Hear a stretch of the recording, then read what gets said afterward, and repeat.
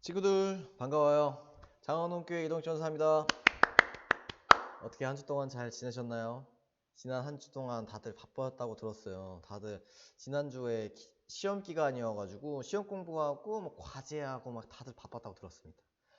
이렇게 바쁜 한 주를 보내고 어떻게들 시험은 다들 잘 봤을 거라고 저는 굳건히 믿습니다. 그리고 이제 큐티를 한번 다 같이 또 해봤으면 좋겠습니다. 아셨죠? 오늘은 B형 큐티, 지난 시간은 A, B, C, 이제 C형 큐티의 두 번째 시간입니다. 지난 시간까지 A, B, C를 또 알아봤는데요.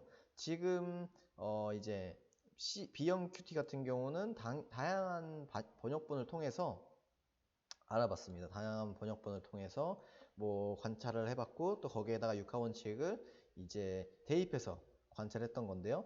자, 이거 보시면은 이렇게 있죠. A형은 느낀 점, B형은 관찰 느낀 점, C형은 이제 관찰 느낀 점, 결단과 적용까지. 근데 이제 C형 같은 경우는 A, B형과는 좀 더 다른 관찰을 조금 더 깊은 관찰을 지난 시간에 배웠습니다. 단순하게 그냥 보는 것이 아니라 이제 앞뒤 문맥도 확인하고 거기다가 이제 문법적 도구 이제 주어를 보고 동사를 확인해 보고 접속사를 보고 그 본문 안에서 인과관계를 관찰해 보는 거였죠. 지난 시간까지 이렇게 해왔었습니다. 이 관찰을 통해서 또 마지막에 또 질문을 던져보는 거죠. 이건 왜 이럴까? 이건 왜 이럴까 하면서 더 질문을 던져보는 거예요. 던져보고 거기에서 성경을 통해서 해답을 찾아가는 과정. 이 과정까지도 지난 시간까지 했습니다. 이런 과정들을 통하여 이제 성경 묵상에 굉장히 도움을 받았을 거라고 저는 믿습니다.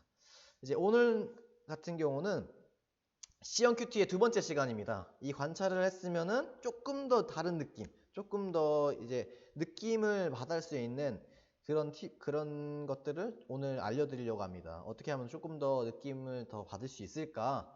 이거를 오늘 알아보려고 하는데요. 자, 총 이렇게 세 가지가 있습니다. 등장인물을 한번 느껴보는 거고, 두 번째는 하나님의 마음을 한번 느껴보는 거고, 이 본문에서요. 그리고 세 번째는 내 안에 있는 숨은 동기들을 한번 찾아보려고 합니다. 자, 그러면 맨 처음 이제 등장인물을 한번 느껴볼까요? 자, 본문 마태복음 8장 1절에서 3절 말씀입니다. 자, 한번 같이 읽어볼까요? 예수께서 산에서 내려오시니 수많은 무리가 따르니라. 한 나병 환자가 나와 절하며 이르되 주여 원하시면 저를 깨끗하게 하실 수 있나이다 하거늘 예수께서 손을 내밀어 그에게 대시며 이르시되 내가 원하노니 깨끗함을 받으라 하시니 즉시 그의 나병이 깨끗하여 진지라. 자, 이 본문 한번 봤으면 좋겠습니다. 여기서 등장인물이 예수님이랑 나병 환자가 나오는데요. 이 나병 환자가 한번 우리가 대해보는 거죠. 나병 환자의 마음을 한번 동기화해서 한번 느껴보는 거예요. 이 부분이 되게 굉장히 중요한데요. 어떻게 보면 내가 등장인물로 생각을 해보는 것. 이것도 어떻게 보면 상상이죠, 상상. 내가 그 나병 환자가 돼보는 거야. 돼보서 어떨까? 이거 어떻게 보면 좀 거룩한 상상력을 자극을 하는 겁니다. 거룩한 상상력. 내 삶에 있어서 우리가 지을 때에는 부정적인 상상력이 되게 많이 발달한다고 해요.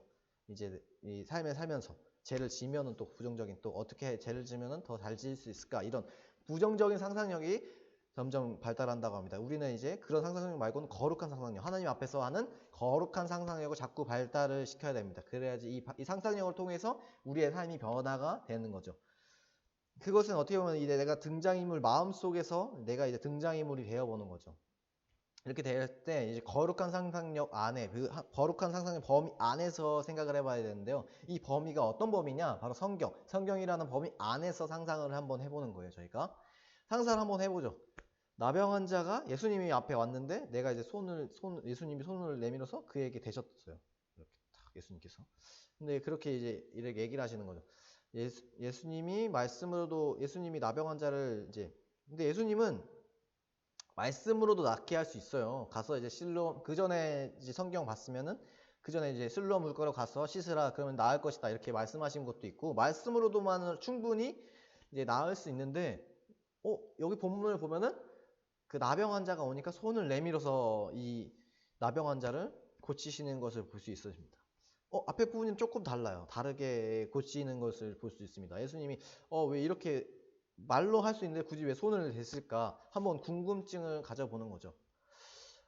이 나병 환자를 한번 좀 보는 게 중요해요. 나병 환자. 이 나병 환자가 어떤 사람이었느냐? 아무도 만지지도 않고, 아무도 만져주지도 않고, 아무도 가까이 가지 않는 존재였어요. 왜냐? 그 당시에 나병 환자는 불결하고 부정한 존재였거든요. 불결하고 더러운 존재이기 때문에, 이제 그 마을이 있으면 그 마을 밖에서 살아야 되는 그런 존재였습니다. 그런 존재가 어떻게 보면은 이 세상에서 가장 순결하고 깨끗하신 이 예수님이 이 땅에 오셨잖아요. 그 예수님에게로 다가가는 거죠. 그런 예수님께서 이제 이 더럽고 불결한 그 나병 환자의 몸을 만지신 거죠. 어떻게 보면 이게 단순한 그 몸의 변화, 몸의 치료뿐만 아니라 이 회복뿐만 아니라 그 삶의 정서, 어떻게 보면 아무도 만지지 않고 아무도 다가오지 않았다 보니까 내 삶의 정서 자체가 피폐해지고 그런 이제 어려움을 가지고 있었을 거예요. 근데 예수님께서 그런 것들을 다 무시하고 하나님께서 오셔서 우리의 삶에서 이제 그 만져주시고 나의 마음을 만져주시고 그 영혼을 만져주신 거죠. 어떻게 보면 이렇게 또 손을 이렇게 이제 이 상황을 알아보고 나병 환자가 어땠을까? 나병 환자의 마음을 한번 더 생각해 보는 거죠. 이 나병 환자가 이제 예수님이 그렇게 다 하시는 걸 느꼈을 때, 나병 환자는 어떤 마음을 느낄까? 내가 이제 아무도 다가오지도 않고 아무도 내 몸을 만지지 않는데 누군가 내 몸을 만지고 있는 그 예수님께서 내 몸을 만지시고 이제 그 손으로 만지셔서 고쳐짐을 받았을 때 그 나병 환자의 그 마음은 어땠을까? 엄청 감격스러웠을 거고 그 마음을 말로 표현할 수 없을 만큼의 그 감격을 받았을 겁니다. 그 장면이 바로 이 본문의 장면인 거죠. 고침을 받는 그것을 얘기하는 장면이 바로 이 장면입니다. 이런 식으로 내가 등장인물의 한 사람이 되어서 계속 상상을 해보는 거죠. 내가 이 나병 환자라면 어땠을까? 내가 이런 상황이었는데 이런 상황들을 다 무시하고 예수님께서 나를 다가왔을 때 어떨까? 이렇게 한번 느껴보는 거죠. 느껴보고 이 느낌을 통해서 성경을 묵상할 때 더 굉장한 도움이 될 수 있습니다. 자, 첫 번째는 우리가 이렇게 등장인물에 대해서 알아봤습니다. 이제 두 번째 알아볼 건데 이 두 번째의 느낌은 어떠냐? 우리의 느낌을 발달하려면 거룩한 상상력, 이 상상력을 키우려면 하나님의 마음을 한번 느껴보는 거죠. 자, 하나님의 마음을 느껴봐라. 본문에 나타난 하나님의 마음은 과연 어떨까? 하나님의 이제 여기 본문에 보면은 하나님이 등장할 수 있습니다. 등장하지만 등장하지 않는 경우도 있습니다. 그건 또 상관이 없이 이제 하나님이 등장하지 않았지만 이제 하나님의 마음을 한번 느껴보는 거죠. 이렇게 보는 거죠. 이 본문을 보시고 하나님이 어떤 마음을 느낄까? 한번 이런 식으로 한번 느껴보는 거죠. 자, 본문 한번 볼까요? 자, 마태복음 9장 35절에서 38절입니다. 예수께서 모든 도시와 마을에 두루 다니사 그들의 회당에서 가르치시며 천국 복음을 전파하시며 모든 병과 모든 약한 것을 고치시니라. 무리를 보시고 불쌍히 여기시니 이는 그들이 목자 없는 양과 같이 고생하며 기진함이라. 이에 제자들에게 이르시되 추수할 것은 많되 일꾼이 적으니 그러므로 추수하는 주인에게 청하여 추수할 일꾼들을 보내 주소서 하라 하시니라. 자, 이 말씀. 자, 예수님은 지금 모든 도시나 마을을 도로 다니시고 그 이제 회당들을 가서 가르치시고 이제 천국 복음을 전파하시고 병과 약한 것들을 고치시고 계십니다. 이런 사역들을 하고 계신 거죠. 이 사역을 하지만 그 밑에 보면 무리를 보시고 불쌍히 여기신다고 해요. 사역을 하면은 저 같은 경우 좋은데 이게 하나님께서 예수님께서 보시기에 되게 좋은 사역을 하고 계시는데 이 사역을 열심히 하고 계시지만 예수님은 무리들을 보고 불쌍히 여긴다고 말씀을 하고 계십니다. 왜 불쌍히 여기실까? 여기서 보면은 이 단어 하나가 있습니다. 불쌍하다. 불쌍히 여기다 이 불쌍하다는 이 히브리어에서 이 창자 내장이라는 단어인데 이 히브리 사람들에게는 사람의 가장 중심이 되는 거라고 이 창자가 중심이 되는 거라고 말할 수 있습니다. 그래서 이 가운데 있는 창자, 내장이 있잖아요. 저희한테도. 우리나라 표현으로 말하자면 이 창자가 어떻게 끊어진다는 표현, 이제 고통스러운 그거를 표현할 때 창자가 끊어진다고 하잖아요. 이게 어떻게 보면 우리나라 표현으로 맞을 것 같아요. 예수님의 가장 깊은, 가장 창자가 끊어지는 것 같은 고통을 느낀다는 것이죠. 이런 고통을 느끼시는 하나님, 왜 이렇게 고통을 느끼실까? 예수님의 말인데 또 자세히 보시면은 예수님의 말은 이후에 이 말은 예수님이 말하셨나? 또 아닙니다. 자, 보게 되면 예수님이 제자들에게 이르시되, 이에 37절에 보면 제자들에게 이르시되 이렇게 나오는 걸 보면은 예수님은 이때부터 말합니다. 추수할 것은 많되 일꾼이 적으니 그러므로 추수하는 주인에게 청하여 추수한 일꾼을 보내주소서 하라 하시니라. 이 부분이 어떻게 보면 예수님이 말씀을 하고 계신 부분입니다. 예수님의 말입니다. 그럼 이 앞에 부분, 예수님의 지금 저 무리를 보니까 불쌍히 여기더라. 이렇게 얘기한 거는 무엇일까? 누가 얘기한 걸까? 저 무리를 보니까 불쌍해 라고 얘기한 적은 예수님은 없습니다. 그러면 이 부분은 뭘까? 이 부분은 아마 마태복음을 쓴 마태가 예수님의 무리를 보시고 불쌍히 여겼다고 기록하는 것이라고 볼 수 있습니다. 그럼 마태는 과연 어떻게 알았을까? 마태는 예수님을 어떻게 봤길래 무리들이 불쌍히 여겼다고 이게 기록을 하고 계실까?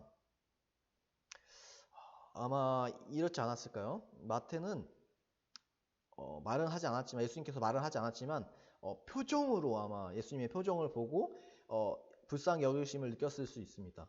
아니면은 예수님의 떨리는 목소리를 통해서 그것을 느낄 수도 있었을 거고요. 아니면은 예수님이 지금 그분들이 이런 표현은 없었지만 예수님이 눈물을 흘리셨다면은 눈물을 흘렸다고 이제 표현을 했겠죠. 근데 그런 표현이 없는 걸 봤을 때 눈에 눈물이 맺힌 예수님의 얼굴을 볼 수 있었지 않았을까? 이런 생각을 해보는 거죠. 예수님이 지금 정말 그들을 아파하는구나. 왜 이렇게 아파할까? 보면은 뒤에 추수할 것은 많은데 일꾼이 없어서 마음이 아파하는 거죠. 하나님의 아들이 이 땅에 오셔서 모든 것을 버리고 이 땅에 오셨는데 말이죠. 예수님의 마음이 아파하는 것, 이것을 아파하는 것이 있다는 거죠. 하나님의 마음을 한번 우리가 느껴보는 거죠. 하나님의 마음은 과연 어떨까? 이렇게 마음을 한번 느껴보고 거룩한 상상력을 한번 해보는 거죠. 자, 첫 번째는 저희가 이제 등장인물을 통해서 느껴봤고요. 두 번째는 그 속에 있는 하나님의 마음이 한번 돼서 느껴보는 거였습니다. 하나님이 이스라엘의 죄악을 저지를 때 하나님이 어떤 심정을 가졌을까? 가슴이 찢어질 듯한 고통을 느끼셨을까? 그런 이제 하나님의 마음이 한번 돼보는 거죠. 이제 세 번째 한번 알아볼게요. 세 번째는 내 안에 있는 숨은 동기들을 느껴보는 겁니다. 정말 이게 이런 느낌이 있는 거죠. 이제 성경은 거울의 역할을 합니다. 거울의 역할을 하기도 해요. 성경이 거울의 역할을 통해서 나를 비춰주기 때문이죠. 그 다음에 이 성경은 창문의 역할도 해요. 세상을 보기에 성경을 통해서 세상을 보는 거죠. 성경이 거울의 역할을 통해서 나를 보여줄 때 느낌을 한번 살펴보기도 하고, 창문의 역할을 했을 때 이제 성경을 한번 느껴보는 거죠. 이제 미국의 유명한 목사님, 팀 켈러라는 목사님이 있는데, 그 목사님이 한 말입니다. 인정받고 싶어하는 사람에게 가장 큰 악몽은 거절이다. 힘에 중독된 사람은 굴욕을 당할 때 견딜 수 없다. 안정감에 사로잡힌 사람은 안정이 깨지는 고난을 견딜 수 없다. 뭐든지 자신이 통제해야 하는 사람에게는 불확실한 상황이 그들에게 가장 큰 두려움이 된다. 자, 팀 켈러라는 분이 이렇게 말씀을 하셨는데요. 여기서 이 두려움, 마음속에 있는 두려움, 이게 뭘까요? 이 두려움, 이게 어떻게 보면은 사람의 마음속에 하나님보다 더 사랑하는 마음일 겁니다. 모든 것들일 겁니다. 이렇게 보면 어떻게 보면 마음의 우상인 거죠. 마음의 우상. 그래서 이제 이런 마음의 우상들 이런 거죠. 건강한 교회를 만들고 싶어 하는 건데 그것을 굉장히 좋은 일이에요. 굉장히 좋은 일이죠. 그 건강한 교회를 만드는 건. 근데 그러나 이 좋은 것이 하나님보다 더 높게 되고 더 좋게 되면 우상이 되는 겁니다. 가족을 사랑하는 거 너무 중요하죠. 근데 하나님보다 더 사랑을 하면 그것 또한도 삶의 우상이 되는 거죠.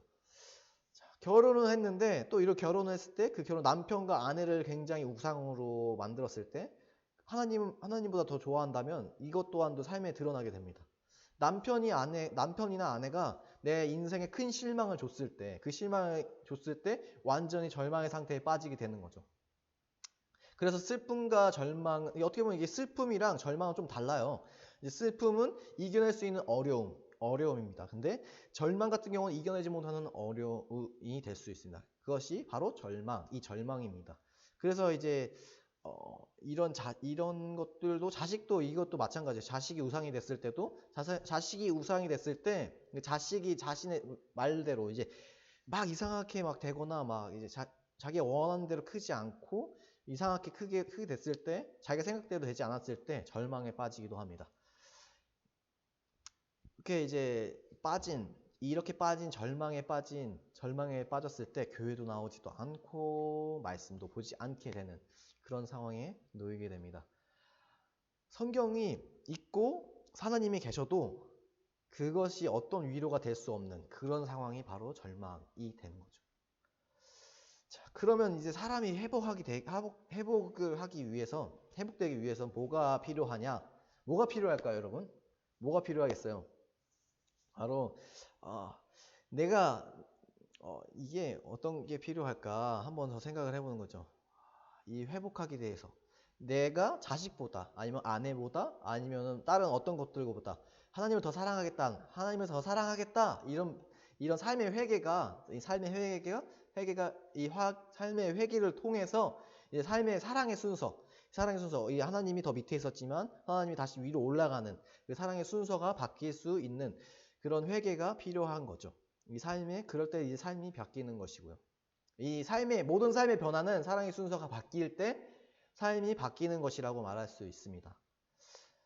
그러면 이제 내 삶의 우상이 무엇일까? 이 삶의 우상으로 드러나는 어떤 것으로 드러나냐면 바로 내가 어떤 것을 잘못했어, 어떤 것을 했을 때 나에게 절망으로 다가오는 것들, 그 절망으로 다가오는 것들이 어떤 것이 무엇인지 보았을 때 그게 내 삶의 우상이었던 거죠. 이 우상, 내 삶의 우상을 그 절망으로 내가 절망에 놓이게끔 만드는 그것들이 내 삶의 우상일 확률이 높다는 겁니다. 여러 가지 좀 힘들고 상황이 어렵지만 이것을 통해서 내가 더 하나님을 사랑하는 단계로 밟아 나갈 수 있도록 우리는 해야 합니다. 하나님이 가장 사랑하는 것이 우리 신자된 우리는 이제 그것이 가장 우선시 돼야 합니다. 그리고 그것을 통해서 그때 삶의 완전한 회복이 있게 되는 거죠. 내가 하나님보다 더 사랑하는 것이 무엇인지 우리가 이 큐티를 통해서 한번 느껴보는 거죠. 하나님보다 더 우상시되고 하나님보다 더 사랑하는 것이 있다면 그것들을 다 내려놓고 다시 하나님을 제우선시하는 내 삶을 좌절시키게 하고 힘들게 하는 고통스럽게 하는 삶의 우상들을 내려놓고 이제 우리는 다시 하나님의 이 말씀을 통해서 이제 다시 돌아가는 거죠. 제일 이제 어떻게 보면은 또 이렇게 느낄 수도 있어요. 이제 말씀을 보고 이렇게 느꼈을 때 읽으면서 때로는 기분 나쁘게 다가올 때가 있습니다. 그 우상들로 인해서. 이 말씀을 내가 도저히 받아들일 수 없다고 느끼는 그것들이 다가올 수 있습니다. 어떤 것은 굉장히 큰 내 마음의 감정의 요동으로 다가오는 말씀 구절들이 있었을 거고요. 이런 감정을 저희가 한번 느껴보는 거죠. 이 말씀을 통해서, 큐티를 통해서요. 하나님의 말씀에 따라서 나의 감정을 살피고 그 감정의 끝부분, 내 마음을 유동치게 만드는 그 마음의 끝부분을 보게 되면 그 끝부분엔 결국엔 우상이 딱 붙어 있을 겁니다. 감정에 따라서 우상들을 드러낼 때가 많이 있을 겁니다. 그런 것처럼 우리는 또 한번 느껴보는 거죠. 그렇지 않으면 이제 은혜를 받지만 자기를 부인할 수 없는 그런 내가 될 수 있을 겁니다. 한번 이렇게 나는 분명히 은혜를 받았어. 근데 나는 이렇게 할 수는 없어. 막 이렇게 되는 거죠. 자기 부인이 없는 은혜는 자기 부인이 없는 은혜가 될 수 있는 거죠. 내가 마음의 우상을 가지고 있는데 그 부분을 절대 건드려서 안 된다. 다른 부분만은 은혜를 받고 싶어하는 그런 사람의 마음. 그런 사람은 어떻게 보면 반쪽짜리 하나님만을 믿게 되는 거죠. 반쪽짜리 하나님이 되는 거고요. 그것은 성경에 말하는 하나님이 아닙니다. 이제 우리가 하나님을 믿는 하나님이 그렇게 될 확률이 이제 우리는 될 확률이 있습니다. 그렇기 때문에 이제 느낌을 통해서 어떤 것들이 나의 느낌을, 나의 감정을 요동치게 만드는지 확인해 볼 필요가 있습니다. 그래서 이 느낌, 지금 세 가지를 알아봤는데요. 등장인물이 되어보는 것과 그 다음에 등장인물이 보는 하나님의 마음을 한번 느껴보는 거고, 그 다음에는 내 하나님의 말씀을 통해서 느껴지는 내 감정의 끝부분에 있는 우상들을 추적해 나가는 것, 이것들이 다 느낌인데, 이 느낌은 한번 경험해 보았으면 좋겠습니다. 자, 이런 느낌, 이런데 CMQT에 이렇게 다 느낌을 다 느껴봤는데요. CMQT에 대해서. CMQT에 대한 한계가 있습니다. CMQT의 한계가, 이 한계가 뭘까? 보시게 되면은 이제 연구라는 단계가 빠져 있었어요. 이 연구. 이제 관찰을 통해서 내가 했던 이 해석들이 맞는지 안 맞는지에 대한 연구가 필요한 겁니다. 내가 이 CMQT를 통해서 좋은 관찰을 했어. 이 관찰을 했는데 거기까지야. 근데 이게 정확히 맞는지 확인할 필요가 있는 거죠. 이게 조금 더 시각적인 문제라면 더 어려울 수 있습니다.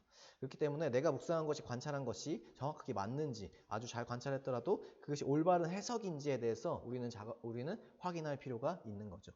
그렇기 때문에 연구에는 뭐 이제 두 가지가 있는데, 첫 번째는 내가 했던 해석을 확인해 보는 거고, 두 번째는 내가 질문 던졌던 것들 있잖아요. CMQT에서 하면서 질문 던졌는데 그 질문이 이제 그 질문을 답을 찾지 못했을 경우, 그런 경우가 있습니다. 그런 경우를 우리가 찾아가는, 연구를 통해서 답을 찾아가는 단계가 이제 연구가 있습니다. 이렇게 성경을 통해서 이제 많은 것을 알아봤는데요. 이제 우리는 이제 어떻게 보면 이제 아까 그 질문들을 통해서 이제 궁금증을 해결하고 그런 연구들이 필요합니다. 근데 이 CMQT를 통해서는 이제 뭐 질문을 통해서 나온 그 궁금증들을 해결을 다 못해요. CMQT는. 그렇기 때문에 D형QT를 가게 되면 그 연구의 단계가 있습니다. 그 연구의 단계까지 포함해서 이제 그 D형QT로 나아가는 상황이 될 겁니다. 이런 식으로 C형QT의 한계를 가지고 있고, 이 C형QT의 한계를 가지지만 이 C형QT는 D형QT를 가는 과정 중에 하나입니다. 다음 주부터는 이 D형QT를 한번 해보려고 합니다. D형QT를 알아가는 다음 시간에 만나봤으면 좋을 것 같습니다. 아셨죠? 자, 그러면 다음 이 시간에, 이게 마지막이네요. 원래 하나가 더 있는데 없어졌네. 자, 그러면 이제 다음 이 시간에 만나봤으면 좋겠습니다. 주기도문을 맞출까요?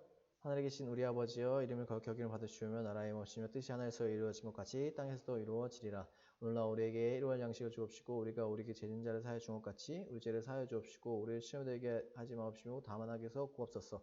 대개 나라와 권세와 영광이 아버지께 영원히 있사옵나이다. 아멘. 다음 주에 만나요. 바이바이.